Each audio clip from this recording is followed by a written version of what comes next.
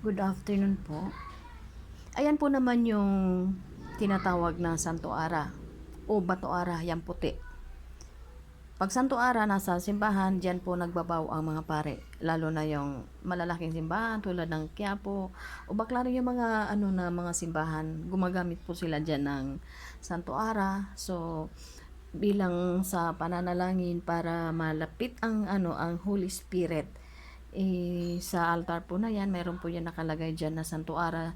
Dyan po nagbabaw ang mga pare. Dyan po nakalagay yung mga yung chalice niya at saka yung ano ba yan, yung hostia. Dyan po yan.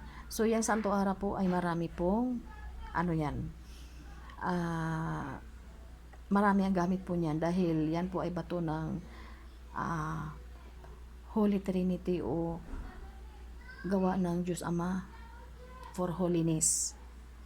So, yan po ay dapat iniingatan. At kung meron ka pong mga mutya, hanggat may Santo Ara ka o Bato Ara, po proteksyonan niya po lahat ng hawak mong mga mutya. Yan po ay hindi mo magagalaw lahat ng mahika ng mga bad spill ng mga taong mga walang inisip kundi manira ng kapwa o mainggit sa ang tawag niyan, wala sa mga naman talaga yan sa ating mga Pilipino. Taglay po talaga natin ang pagiging crab mentality na ayaw natin na may umaasenso. Once na papaasenso na, gagawa tayo ng paraan na yan po lumagapak. Yan po, yan pag mayroon ka pong Santo Ara, yan po naman parang ibig sabihin ang tao kahit galit sa'yo, mawawala ang galit nila sa'yo. So, mayroong mga tao magkukurs sa'yo, hindi din sila makakatalab sa'yo kasi mayroon kang Santo Ara. Titirahin yung mga mutya mo, hindi niya magagalaw kasi mayroon kang Santo Ara. So, ibig sabihin, araw-araw na buhay mo, magkat may taglay kang Santo Ara, ibig sabihin ikaw po ay puspos ng banal na espiritu. Ibig sabihin nasa iyo ang kapangyarihan ng powerful protection from the Holy Spirit.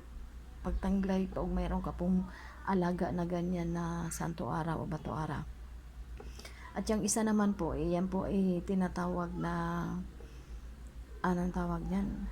Bato Balani na magnet po yan. So, hindi naman kailangan pang magnetin ko para yan po ipatunayan ko sa inyo. Wala naman pong kwenta kung patutunayan ko sa inyo. Basta importante yan po ay Bato Balani na iniingatan ko po. Maganda din po yan sa business. At ang kulay po niyan ay mayroong pagka parang buto ng sampalok o may pagka brownish, may pagka reddish na hindi ko maintindihan. Iyan po ang tinatawag na Bato Balani. At ang yung isa ay Santo Ara. So, ibig sabihin, tulad po ng kanta, ka po, tawag dyan, kukompose ka ng isang kanta. Ngayon, kakantahin mo yan ng walang tugtog. Ibig sabihin, kailangan mo na ang nai-compose mong kanta, bibigyan mo yan ng buhay. Kailangan ang melody, ibig sabihin in every word, ibig sabihin magandang pakinggan. Kasi kung kakantahin mo po ng a cappella, tapos parang maganda, pero pag yan ay tinugtog mo na with tugtog o may melody na, ibig sabihin maganda ng pakinggan. Tulad po yan ng pagkukulik ko ng ganito mga mutya. Nagpukulik ako ng ibig sabihin ang panalangin ko, ang araw-araw na debosyon ko, yan po ay ang kinumpos kong kanta, kumbaga. Ngayon, binibigyan ko po siya ng melody para yung a cappella ko, ang kinukumpos kong pagpipray everyday, walang tigil. Ngayon po ako ay naglalaan ng panalangin araw-araw na umabot pa minsan ng mahigit 1 oras, pakikipag-usap kasi may mga din akong mga devotion na dapat kong tuparin araw-araw. So, ibig sabihin, ang ginagawa ko as sa aking ah, tawag dyan sa aking araw-araw na devotion. So, tulad ng kanta ay kailangan kong lagyan ng melody.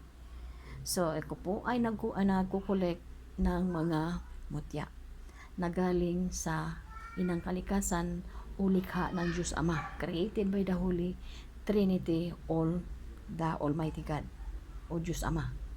So, kinukulik ko po yan isa-isa. So, hindi po ako nagkukulik ng mga mutya na pang yung makakasira ng kapwa.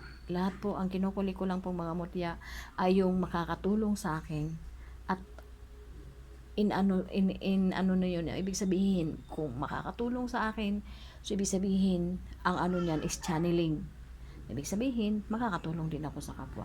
Kasi the more na si God magbibigay sa iyo, then ikaw naman na magbibigay ka rin doon sa mga dapat bigyan. So ganun lang po ang ating purpose dito sa mundo. Hindi yung purpose natin dito sa mundo ay yung pag nakita natin ang isang tao ay naasenso na, pilit nating hihilahin pababa. Instead, natulungan. So wala pa po sa atin yan. Dito po sa atin, kahit nga sa spiritual, nasa spiritual ka na, taglay mo na ang kapangyarihan ng Diyos Ama. Pero nakakaramdam pa rin tayo ng galit, inggit, o parang ayaw natin na nasasaktan ng kapwa kasi nga wala pa yan, di pa totally ang ating isipan na taglay natin ang Holy Trinity. Ibig sabihin pwede pa tayong mahila ng kadiliman kahit pa po nasa spiritual ka.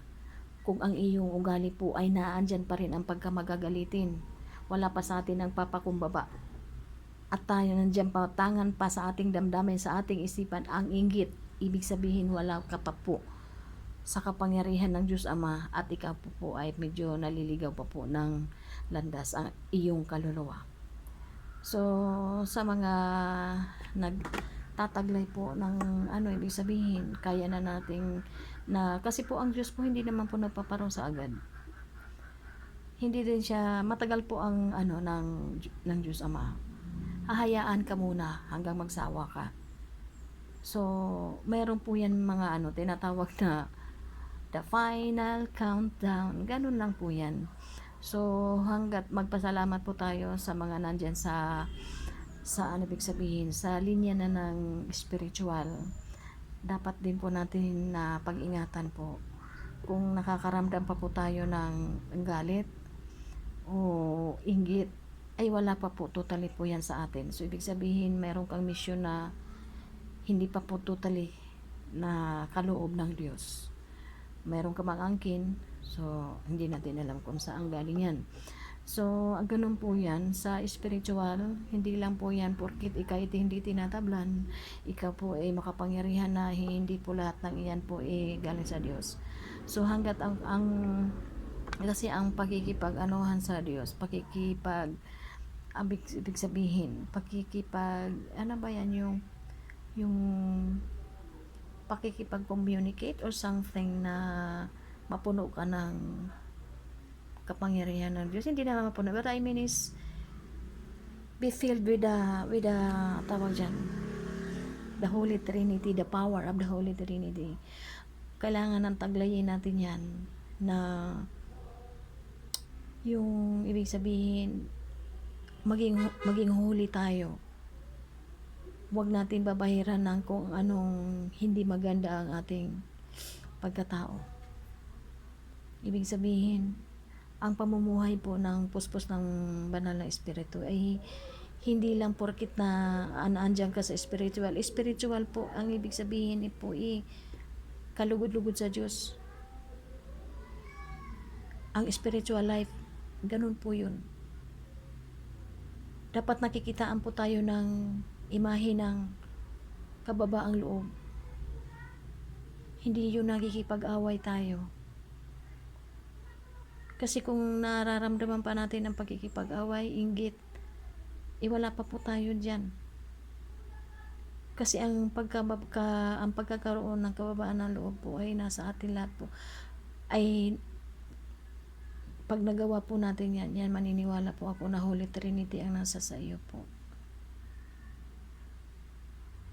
Yun lang naman po ang ano natin sa buhay.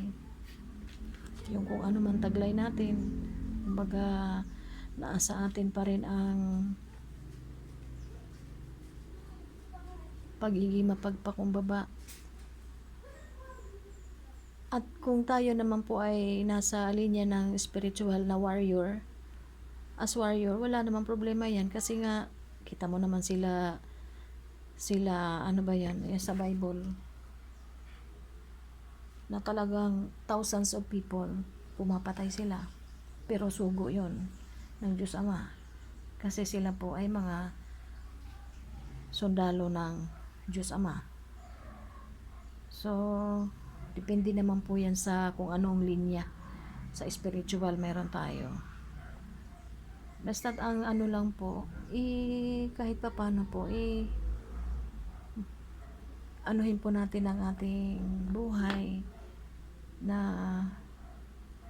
iwasan po yung mga kasamaan, inggit, yung ayaw natin malalamangan. Kasi kung meron tulad ako, meron akong mga ganyan, marami akong mga mutya na iniingatan. Ngayon punong-puno pa ako ng inggit, punong-puno pa ako ng galit, wala pa sa akin ang spiritual, useless lang po yan. Hindi po yan maano, tulad noon 6 years ago, meron akong isang mutya na nakuha ko yun, maganda yun. The time, hindi pa ako sa although nagpipray ako araw-araw, so ibig sabihin wala pa sa akin ang banal na espiritu. Nasa akin ang inom, sigarilyo, ang lutong ko magmura, bilis ko nagagalit. Sabihin wala sa akin ang ano pa, kaya biglang nawasak yun, nawala ng saysay yun. Nagtaka ako, bigla siyang nawasak. Nalayas po yan, yung mga mutya na hawak natin. Tulad ng ganyan, meron akong santo ara o bato ara, meron akong mga mutya. Tapos ngayon, ang ugali ko naman napakaswapang, hindi marunong tumulong, alam namang nangangailangan, mawawala yan sa akin po. Yung iniisip ko lang lagi na ako ang lamang, wala yun, hindi po yan, mawawala po yan sa iyo. Kaya ang pagtataglay po ng ganito, yan na po din, isa din po yan. Tulad nga sinasabi ko, in music, yan po ang magiging melody, kumbaga. Kasi once na meron kang mga ganyan, takot ka magkasala, so ibig sabihin, makokontrol mo ang sarili mo na gumawa ng masama. So ibig sabihin, daan na po yan papunta sa tinatawag na eternal life. Kasi takot ka na magkasala Ngayon, kung wala ka niyan, wala ka kahit anong pinapaniwalaan, dahil nga siyempre matigas ang ulo mo. Dahil ang pinapaniwalaan na, naku, ganun yun. Ganun po yan. Dahil mga taong walang paniniwala, siyempre, kumbaga, hindi mo yan pa pwedeng i-correct. Prinsipyo nila yun Kaya nga, siyempre, may kanya-kanya naman tayong buhay. Sa akin naman, siyempre, ako naman, isang beses naman ako daraan sa mundong ito. Ba't hindi ko gagawin ang isang na magkaroon ako ng eternal life? Di siyempre, dito pa nga sa mundo, takot na tayong mamatay. Diba? Dito sa tinatawag na temporal, this is our temporal life. Meron pa tayong tinatawag na eternal life. Ngayon, ambisyon ka magkaroon ka ng eternal life. Hindi mo pa nga naayos ang buhay mo, eternal life agad. Hindi po. Kailangan po natin na, siyempre, parang gagawa ka ng mga araw-araw. Ibig sabihin, mag-ipon ka ng merits. Kasi kumbaga, at least meron kang honor. Ganyan lang yun. Ang pamumuhay po ng hindi po tayo yung tanggalin ang mga pagiging judgmental natin. Tanggalin lahat yan. Magaan po ang flows ng natin, yung panalangin galing sa Diyos. Sana patanggalin ang pagiging judgmental, ang pagiging ano, yung ibig sabihin, ako kasi wala akong pakialam. Basta importante kaibigan kita. Wala akong pakialam kung sino ka. Hindi naman kita kayang i-judge dahil wala tayong karapatan i-judge ang isang tao. Hindi porket, ay, isa yan, ano, ganun yan. O, nang judge ka na, isa din yun. Hindi, syempre, pabigat na yun sa buhay mo. Paano ka makakarating sa eternal life kung dyan pa lang